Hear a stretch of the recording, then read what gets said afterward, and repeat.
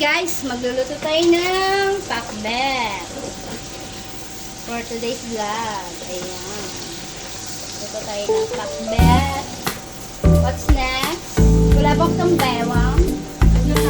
Ay, may bawang na po dito guys. Then, ang ilalagay po namin ay kamatis. Ayan guys. Ganito lang magluto ng pakbet. Pang-apat. At pang-tapaw na rin. Siya. And then, takpan muna natin, guys. Mga after 1 year, ayan. I-wait natin, guys. After 1 year, magiging okay na rin yan, ha? Ayan, guys. After 1 year, hindi, kumukulo-kulo na nga. Ganyan na siya, guys. Diba? Kulo-kulo na siya, guys. Ayan na.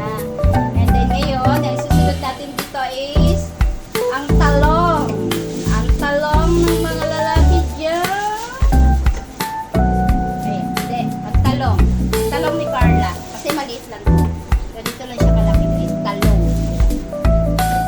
Sunod-sunod na yan guys. Talong muna. Kasi mas paano kung marunong ang talong. Sasabihin natin yung ampalaya.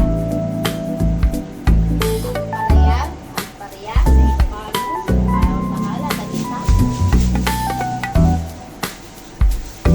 Ayan guys. Buo-buo na yan guys. Kalkalin na lang naman. Lutong ano to guys ha, lutong Ilocano. And then, hayaan muna natin, huwag hahaluin kasi papait. Kasi yung ampalaya, hindi inalisan ng buto yan. So, takpan muna, hayaan natin lumambot. Siguro mga half a year na. O kaya mga 6 months guys. Okay na yung 6 months. Guys, wait lang guys ha.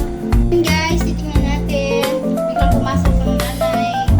Ayan, titingnan natin, lalagyan na natin yung sitaw. Okay na yan.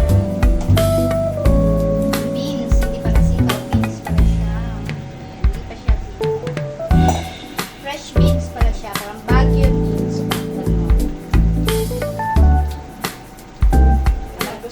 Malambot na. Konti, syempre, bigyan natin ng tubig yan. Konti na. Konti first.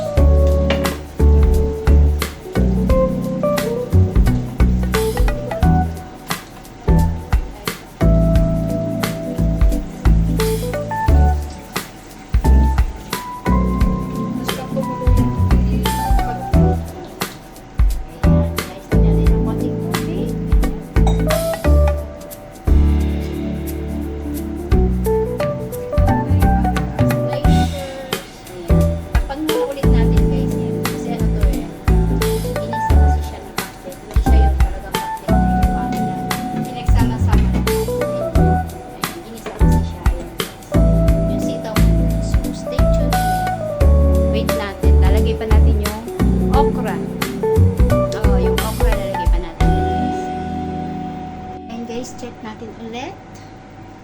Ayan, check natin.